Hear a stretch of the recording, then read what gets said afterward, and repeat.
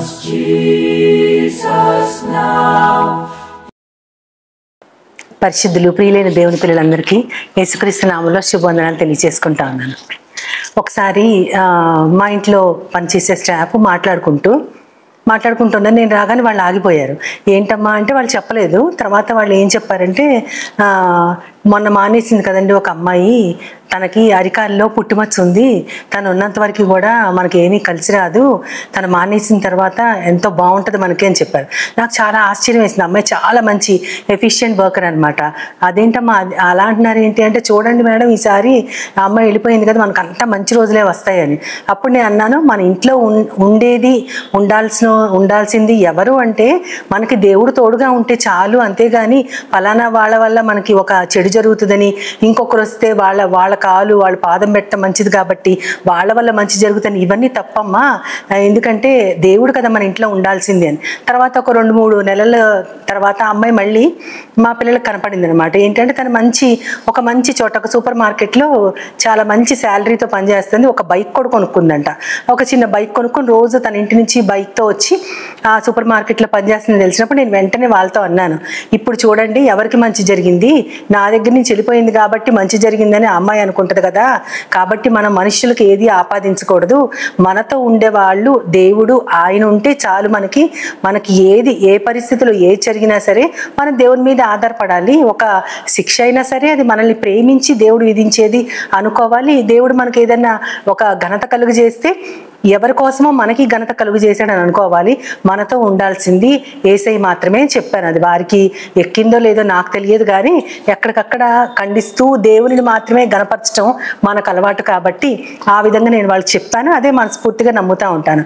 అయితే పవిత్ర గ్రంథంలో మనం గనక చూస్తే అసలు మనం ఇంట్లో యేసయ్య ఉంటే ఏం జరుగుతుంది అని చాలా గృహాలు మనకి పరిశుద్ధ గ్రంథంలో చూపించబడతాయి.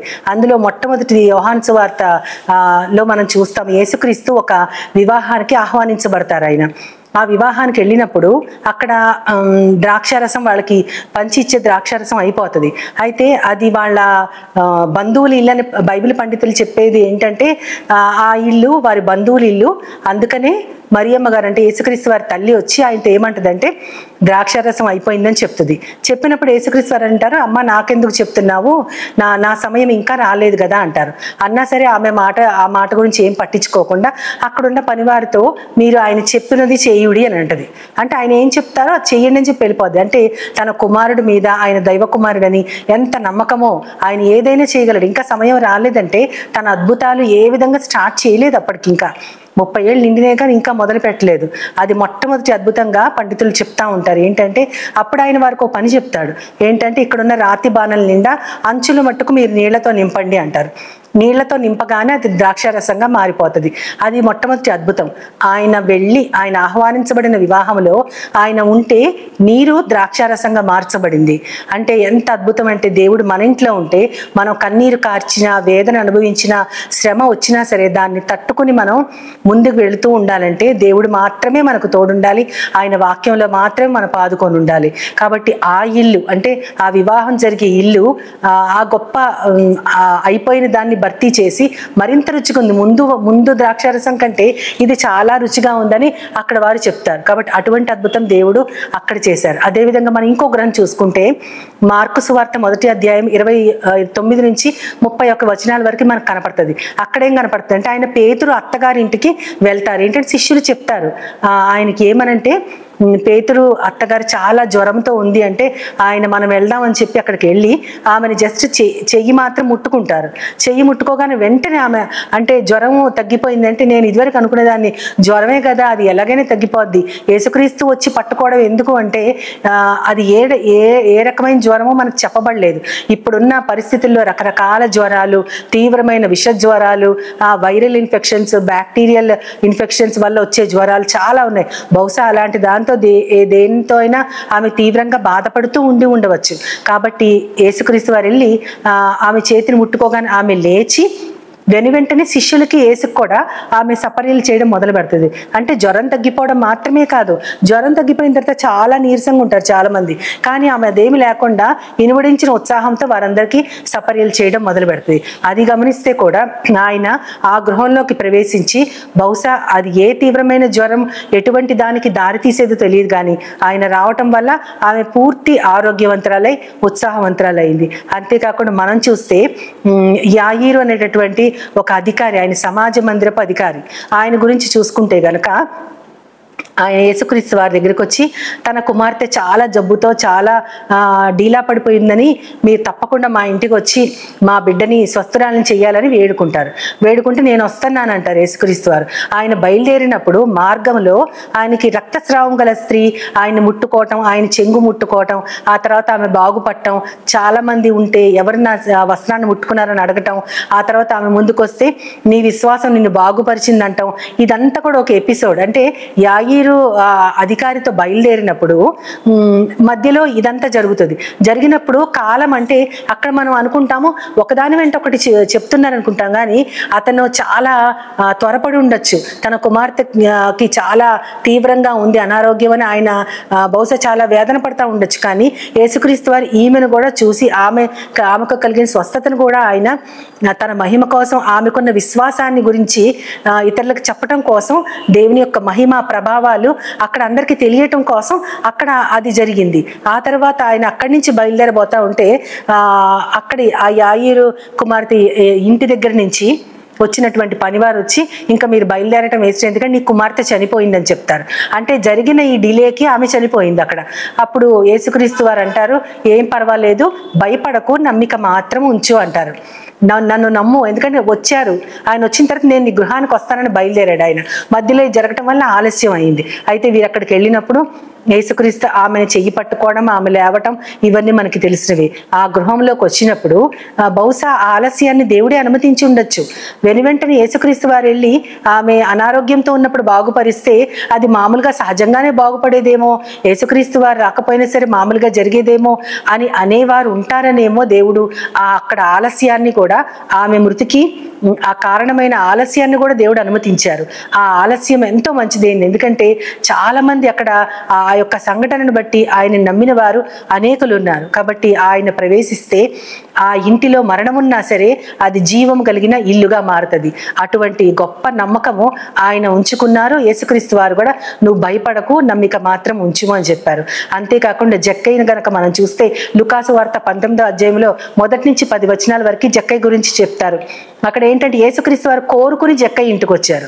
జక్కయ్య ఇంటికి వచ్చినప్పుడు ఏ ఒక్క మాట కూడా మాట్లాడకుండా జక్కయ్య ఏమంటారంటే, నేను నా ఆస్తిలో సగం బీదలకు ఇచ్చేస్తున్నాను, ఎవరి దగ్గర అన్యాయంగా తీసుకున్నానో వారికి 4 ఇస్తానన్నారు. అసలు యేసుక్రీస్తు వారు ఒక్క మాట మాట్లాడకుండా కేవలం ఆయన ప్రెజెన్స్, ఆయన ఉనికి మాత్రమే అతనిని పాపము ఒప్పుకునేటట్లు చేసింది. తాను చేసిన పాపానికి 4 పరిహారము చెల్లిస్తాను, అంతేకాకుండా ఆస్తిలో సగము కూడా ఇస్తానంటే, మామూలుగా మనం ఎవరికైనా అన్యాయం చేస్తే వాళ్ళకి తిరిగి ఇవ్వటం ఎంతో గొప్ప. అంతేకాకుండా 4 రెట్లుగా ఆ అన్యాయానికి పరిహారం చెల్లిస్తానని అతను ఒప్పుకోవటం ఎంత గొప్ప విషయమో. అంటే యేసు గనక మన హృదయంలో ప్రవేశిస్తే, మన ఇంటిలో ఉంటే మనము పాపము నుంచి తొలగించబడతాము, పాపము చేసామని ఒప్పించబడతాము. పరిహారం కోసం దేవుని యొక్క మాటల్ని మనం గుర్తు చేసుకుంటూ ఆయన ఎంత పవిత్రుడో మనము కూడా అంతే పవిత్రులుగా ఉంటామని మనము ఆరాటపడతాము. ఆ జక్కయ్య లాంటి ఇల్లు మన ఇల్లు కూడా ఎంత బాగుంది, ఎందుకంటే నేడు ఈ ఇంటికి రక్షణ వచ్చి ఉన్నది అని యేసుక్రీస్తు వారు స్వయంగా చెప్పారు. ఇతను కూడా అబ్రహాము కుమారుడే, ఈ ఇంటికి రక్షణ వచ్చింది. యేసు వస్తే ఆ ఇంటిలో ఉన్నటువంటి అభద్రతా భావము, పాపముతో కూడినటువంటి ఆ వేదన అవన్నీ తొలగిపోయి రక్షణ వారికి అనుగ్రహించబడింది. అంతేకాకుండా పరిసయ్యులలో ఒకనింటికి రోగము కలిగిన సీమోనింటికి ఆయన భోజనానికి పిలువబడినప్పుడు పాపాత్మురాలైన ఒక స్త్రీ వచ్చి ఆయన పాదాలని తన కన్నీటితో తుడిచింది అని ఉంటుంది అక్కడ. అయితే అక్కడ పిలువబడిన ఇల్లు ఎవరిదో, కానీ అక్కడ ఎవరు గణపరచబడ్డారంటే తన పాపాలన్నీ క్షమించబడి నువ్వు సమాధానం కలదానమై వెళ్ళు అంటారు యేసుక్రీస్తు వారు. ఇంటికి వచ్చింది ఒకరిల్లు అయితే ఆ ఇల్లు సమాధానం లభించింది మాత్రం ఇంకొక ఆమెకి. కాబట్టి యేసుక్రీస్తు వారు మన ఇంట్లో ఉంటే మన సంగతి, మనము దేవుని విశ్వసించాం కాబట్టి మనకు ఆ శాంతి సమాధానం మనకు ఉండటమే కాకుండా యేసుక్రీస్తుని కలిగి ఉన్న మనల్ని చూడడానికి వచ్చినప్పుడు ఆ సమాధానం వాళ్ళకు కూడా ఇవ్వబడుతుందేమో, అది అది దేవుని ఉద్దేశమేమో. కాబట్టి మనకు కలిగిన అంతట్లో కూడా దేవుని గణపరుస్తూ మహింపరుస్తూ ఆయన కోసం బ్రతుకుతా ఉంటే ఖచ్చితంగా ఆయన సమాధానము ఇతరులకు కూడా లభిస్తుంది. దానికోసమే దేవుడు మనకి ఎంతో రిసోర్స్ఫుల్గా మనల్ని ఉంచారని కూడా మనం భావించవచ్చు. ఇంకా ఆఖరిగా చూస్తే ఎంఐ గ్రామానికి వెళ్ళేటటువంటి ఇద్దరు వ్యక్తులను మనం చూస్తాం. వారిద్దరు కూడా యేసుక్రీస్తు సిలువ వేయబట్టం గురించి మాట్లాడుకుంటే ఎంతో వేదన చెందుతా ఉంటే యేసుక్రీస్తు వారు స్వయంగా వారితో పాటు నడుస్తూ వారి మాటలన్నీ వింటూ ఆయన ఒక మాట అంటారు. అక్కడ ఏమంటారంటే, అవివేకులారా, క్రీస్తు గురించినటువంటి విషయాలు లేఖనాలలో ప్రవక్తల ద్వారా మీరు చదవలేదా, మందమతుల్లారా అంటారు ఆయన. కొన్ని మాటలు యేసుక్రీస్తు వారు భలే పలుకుతారే, కొంచెం కఠినంగా ఉన్నా సరే నిజంగానే వాళ్ళని అంటే మీరు ఇంత తెలుసుకున్నారు, ఆయన లేపబట్టం, ఆయన చనిపోవటం తథ్యం, ఈ లోకానికి వచ్చిందే ఆయన చనిపోవడం కోసం, ఆయన లేపబడతారు. ఆ తర్వాత మనం కూడా ఎవరి వరుసలో వాళ్ళము లేపబడతాము, దేవునితో సదాకాలం జీవిస్తాము. ఇవన్నీ మోషే గురించి చెప్తూ, ప్రవక్తల గురించి చెప్తూ, లేఖనాల్లో ఉన్నవన్నీ ఎత్తి చూపుతున్నప్పుడు వారు తమ ఇంటి దగ్గర ఆయన ఆపి లోపలికి పిలుస్తారు. పిలిచినప్పుడు ఆయన ప్రార్థన చేసి రొట్టె విరిచి కృతజ్ఞతాస్తుతులు చెల్లించగానే వారి కన్నులు తెరవబడ్డాయి అని అక్కడ ఉంటుంది. కన్నులు తెరవబడి ఆయన యేసుక్రీస్తుని గుర్తించగానే ఆయన అదృశ్యుడైపోతాడు. అంటే అప్పటికే ఆయన చనిపోయారు. చనిపోయిన తర్వాత మాట్లాడుకున్న విషయాలు అంటే ఆయన ఆత్మరూపంగా వారి దగ్గరికి వచ్చి వారి ఆత్మ నేత్రాలు తెరవగలిగిన దేవుడు. కాబట్టి మనం అజ్ఞానంలో ఉన్నా సరే, ఇందాక వాళ్ళని యేసుక్రీస్తు వారు మందమతుల్లారా, అవివేకుల్లారా అన్నా సరే, అటువంటి అవివేకము మనకున్నా సరే, మనకి కూడా మన మనస్సు కూడా మందమతుల్లాగా మనమున్నా సరే, దేవుడు మన ఆత్మనేత్రాలను వెలిగించి మనల్నే కాకుండా అనేక మందికి మన ద్వారా తన యొక్క వెలుగును చూపించడానికి ఎంతగానో ఆయన ఆత్మ, ఆయన వాక్యము, ఆయన దీవెన మనకు ఉపయోగపడతాయి. కాబట్టి యేసు దర్శించిన గృహాల్లో ఘనత ఉంటుంది. నీరు కూడా ద్రాక్షారసంగా మార్చబడింది. ఒక అనారోగ్యం తొలగించబడింది. అదేవిధంగా ఒక ఇంటికి రక్షణ వచ్చింది. ఒక మరణాన్ని గెలిచి జీవము దేవుడు ప్రవేశపెట్టాడు. ఆత్మనేత్రాలు వెలిగించబడి వారు కూడా యేసుక్రీస్తు మరణించటం తథ్యము, ఆయన తిరిగి లేవటం తథ్యమని తెలుసుకున్నారు. ఇన్ని విధాలుగా యేసు మన గృహాన్ని సందర్శిస్తే కలిగేటటువంటి లాభాలు అక్కడ ఉంచబడ్డాయి ఆ గ్రంథంలో. ఇప్పుడైతే మనం యేసుక్రీస్తు ఎవరో తెలుసు, దేనికోసం మనం జీవించాలో తెలుసు, దేని గురించి ఇతరులకి మనం చెప్పాలో కూడా మనకు తెలుసు.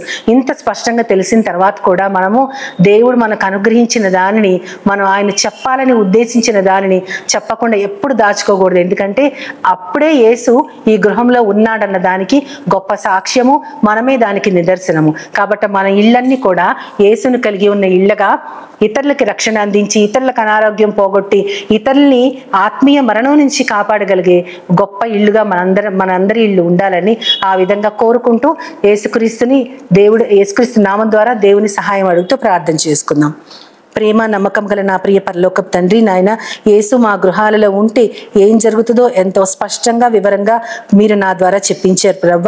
అటువంటి ఇల్లుగా మా అందరి ఇల్లు ఉండగలిగేలాగున ప్రవ్వ మేమందరం తీర్మానం చేసుకుని నీ కన్నులో యోగ్యత కలిగినటువంటి జీవితాన్ని జీవించడానికి నన్ను మమ్మల్ని అందరినీ కూడా నీ చేతులకు అప్పగించుకుంటూ నీ ప్రియ కుమారుడు నా ప్రియ ప్రభు యేసుక్రీస్తు వారి ద్వారా కోరి ప్రార్థిస్తున్నాను పరమ తండ్రి.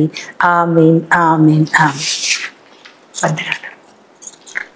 As Jesus now, He's always near with all